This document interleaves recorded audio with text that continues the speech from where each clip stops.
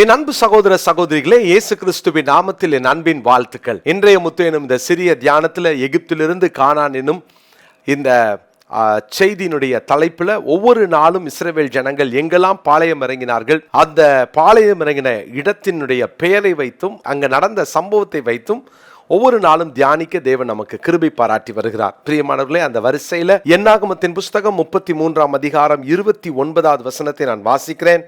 என்னாகமும் 33:29. மித்காவிலிருந்து புறப்பட்டு போய் அஸ்மோனாவிலே பாளையம் இறங்கினார்கள். அஸ்மோனா என்றால் வளம், செழிப்பு, கொழுப்பு என்று அர்த்தம். ஃபேட் என்ற அந்த வார்த்தை பயன்படுத்தப்படுகிறது. கொழுத்த மண் என்றும் அங்கே ஒரு பெயர் இருக்கிறது. ஆண்டவர் இஸ்ரவேல் ஜனங்களை எகிப்திலிருந்து கொண்டு வந்து பல நிலைகளிலே ஆண்டவர் அவர்களுக்கு பாடம் கற்றுக் கொடுத்து பலவிதமான சோதனைகள் வழியாய் அவர்களை நடத்தி தான் யார் என்பதை தேவ ஜனங்கள் அவர்கள் தங்கள் நிலையை அறிந்து கொள்ளவும் தங்களை அவர்கள் சரிப்படுத்திக் கொள்ளவும் பல விதமான பயிற்சிகளையும் கர்த்தர் வனாந்திரத்திலே கொடுத்து வருகிறார். அதில் ஒரு அமைதியான நிலைமையை கர்த்தர் நமக்கு கொடுக்கிறார் என்றதை நேற்று உங்களோடு கூட பகிர்ந்து கொண்டேன். இன்றைக்கும் கூட அஸ்மோனா என்றால் அந்த கொழுத்த மண் அல்லது செழிப்பு என்ற வார்த்தைகள் பயன்படுத்தப்படுகிறது. வளமான இடம். அப்போ வனாந்திரத்தில் ஒரு வித்தியாசமான ஒரு அனுபவத்தை இந்த அஸ்மோனாவில் இஸ்ரவேல் ஜனங்கள் பார்க்கிறார்கள். எகிப்தை விட்டதற்கு பின்பாக கர்த்தர் அவர்களுக்கு கொடுத்த அந்த செழிப்பு, கொழுப்பு என்று சொல்லலாம். வேத புஸ்தகத்தில் தேவன் அவருடைய ஜனங்களையும் ஆண்டவர் செழிக்கவும் கொழுக்கவும் பண்ணுகிறார்.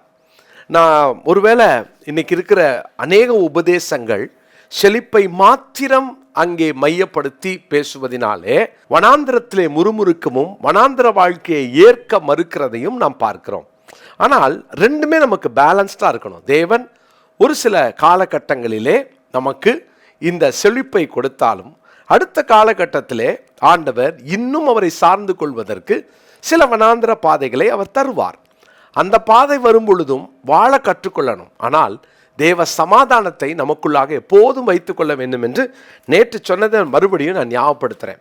மல்கியா தீர்க்கதரிசன புஸ்தகத்தின் 4ஆம் அதிகாரம் 2, 3 வசனங்களை நான் வாசிக்கிறேன். மல்கியா 4ஆம் அதிகாரம் 2, 3 வசனங்கள். ஆனாலும் என் நாமத்துக்கு பயந்திருக்கிற உங்கள் மேல் நீதியின் சூரியன் உதிக்கும், அதன் செட்டைகளின் கீழ் ஆரோக்கியம் இருக்கும். நீங்கள் வெளியே புறப்பட்டு போய் கொழுத்த கன்றுகளைப் போல வளருவீர்கள், துன்மார்க்கரை மிதிப்பீர்கள். நான் இதை செய்யும் நாளிலே அவர்கள் உங்கள் உள்ளங்கால்களின் கீழ் சாம்பலாய் இருப்பார்கள் என்று சேனைகளின் கர்த்தர் சொல்லுகிறார். நீங்கள் வெளியே புறப்பட்டு போய் எகிப்துக்குள் வாழ்கிற வரைக்கும் இல்லாத கொழுப்பையும் செழிப்பையும் வனாந்திரத்தில் கர்த்தர் கொடுக்கிறார். இதுதான் நம்முடைய ஆண்டவர். இஸ்ரவேல் ஜனங்க நினச்சிக்கிட்டாங்க, நாங்கள் அங்கே தான் செழிப்பாக இருந்தோம், அங்கே தான் இறைச்சியை சாப்பிட்டோம், இறைச்சி பாத்திரத்துக்கு பக்கத்திலே இருந்தோம்னு நினச்சிக்கிட்டாங்க. ஆனால் செழிப்பும் கொழுப்பும் வனாந்திரத்திலும் கொடுக்க அவர் வல்லவராக இருக்கிறார். எதற்காக? ஏன் அவர் இப்படி கொழுக்க வைக்க வேண்டும்? அப்போ வனாந்திரத்திலே தேவன் சில கொழுப்பையும் செழிப்பையும் கொடுக்க என்ன காரணம்? 3 காரணங்களை நான் சொல்ல விரும்புகிறேன். 1, உபாகமத்தின் புஸ்தகம் 32ஆம் அதிகாரத்தின் 15ஆம் வசனத்தை நான் வாசிக்கிறேன். யெஷூரன் கொழுத்து போய் உதைத்தான், கொழுத்து ஸ்தூலித்து நினம் துணின போது தன்னை உண்டாக்கின தேவனை விட்டு தன் ரட்சிப்பின் கண்மலையை அசட்டை பண்ணினான். யெஷூரன் இங்கு வாசிக்கிறோம். இங்கே இஸ்ரவேல் ஜனத்தை கர்த்தர் நடத்தினதை தான் இந்த உபாகமம் 32ஆம் அதிகாரத்தில் வாசிக்கிறோம். ஸோ தேவ ஜனத்தை கர்த்தர் சொல்லுகிறார், அவன் கொழுத்து போய், தேவன் அவனை பாருங்க, பசுவின் வெண்ணையை, ஆட்டின் பாலை, பாசானின்மையும், ஆட்டுக்குட்டிகள், ஆட்டுக்கடாக்கள், வெள்ளாட்டுக்கடாக்கள் இவைகளுடைய கொழுப்பையும் கொழுமையான கோதுமையையும் எல்லாத்தையும் கர்த்தர் கொடுக்கிறாராம். இதெல்லாம் நீ சாப்பிட்ட சுயமான திராட்சரசத்தை நீ சாப்பிட்டாய். அப்போ இதெல்லாம் சொன்னவர் 14ஆம் வசனத்துல 15ஆம் வசனத்துல கொழுப்பு எதற்கு, செழிப்பு எதற்கு என்றால் அவரை உதைப்பதற்கல்ல. கொழுக்கிற வரைக்கும் அவர் வேணும்னு அவர் காலை பிடிச்சுக்கிட்டு கொழுத்து போனவனே அவரையே உதைப்பது எத்தனை வேதனை.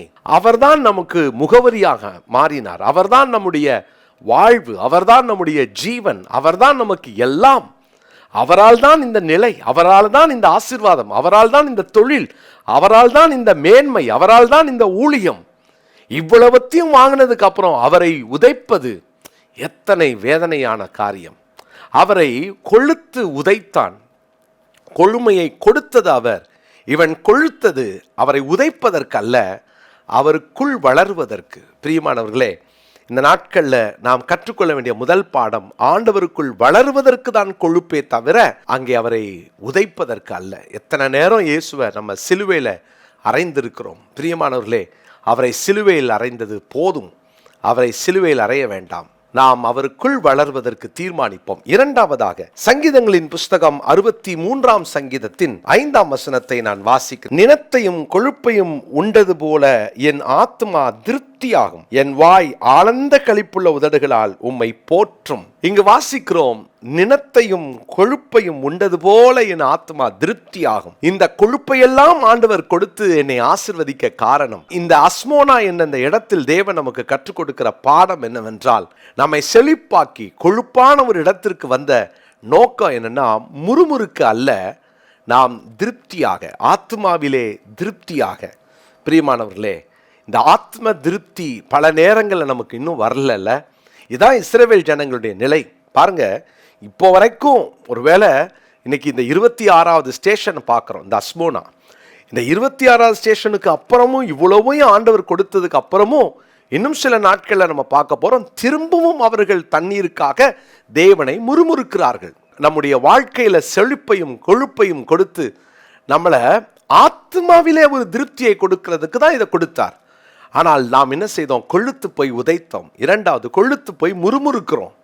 திரும்பவும் அவருக்கு விரோதமாய் முறுமுறுக்கிறோம். முறுமுறுக்கு அல்ல, நாம் ஆத்மாவிலே திருப்தி அடையதான் இந்த கொழுப்பையும் கர்த்தர் கொடுத்தார். மூன்றாவதாக, சங்கீதம் 66 சங்கீதம் 15 வசனம், ஆட்டுக்கடாக்களின் நினப்புகையுடனே கொழுமையானவைகளை உமக்கு தகன பலியாக இடுவேன், காளைகளையும் செம்மறியாட்டு கடாக்களையும் உமக்கு பலியிடுவேன்.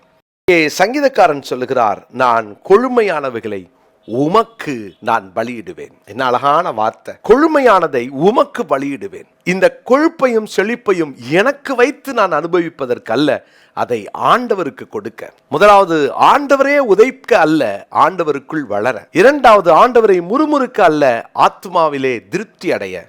மூன்றாவது, அபகரிக்க அல்ல, ஆண்டவருக்கு அதை கொடுக்க. கொழுப்பையும் நினப்புகையுடனே கொழுமையானவைகளை உமக்கு தகனபலியாக நான் கொடுக்கிறேன். பிரியமானவர்களே, கொழுப்பு அங்கே தகனிக்கப்பட வேண்டும்.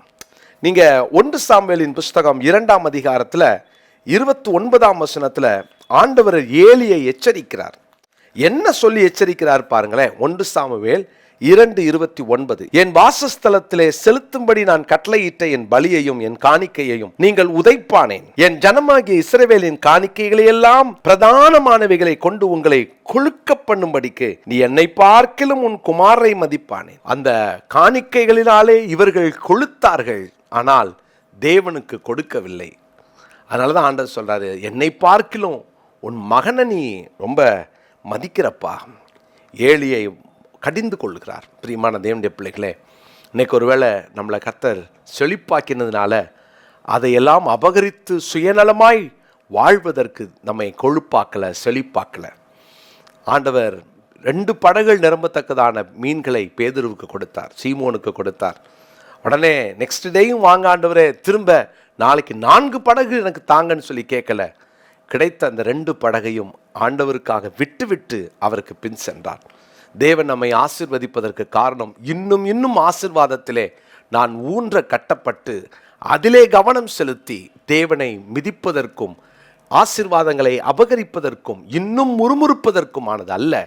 நான் இன்னும் அவருக்குள் வளரவும் ஆத்மாவிலே திருப்தி அடையவும், எல்லாவற்றுக்கும் மேலாய் எந்த செழிப்பையும் கொழுப்பையும் உமக்கே கொடுக்கிறேன் என்பதற்காகவும் தான் அஸ்மோனாவுக்கு கர்த்தர் கொண்டு வந்தார். இந்த அஸ்மோனா நம் கண்களை திறக்கட்டும். தேவனே, நீர் எனக்கு கொடுப்பதையெல்லாம் இன்னும் வாங்கி நான் என்னை வளர்த்து கொள்ளாமல் என்னால் தேவ ராஜ்யம் எப்படி கட்டப்படும் என்ற அந்த சிந்தையை தேவன் நமக்கு தருவாராக. இந்த நாளுக்குரிய மனப்பாட வசனமாக 119 சங்கீதம் 70 வசனத்தை குறித்து கொள்ளுங்கள். 119 சங்கீதம் 70வது வசனம், அவர்கள் இருதயம் நினம் துள்ளி கொளுத்திருக்கிறது, நானோ உம்முடைய வேதத்தில் மனமகிழ்ச்சியாயிருக்கிறேன்.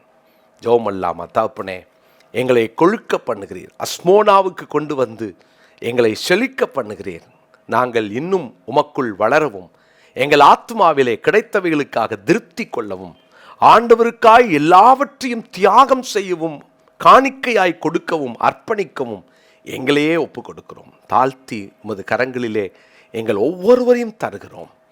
எந்த செழிப்பும் எந்த கொழுப்பும் உமக்கு உரியது ஆண்டவரே. அவைகளிலே நாங்கள் மூழ்கி விடாமல் அதிலே உமக்குள் வளர எங்களுக்கு உதவி செய்யும்.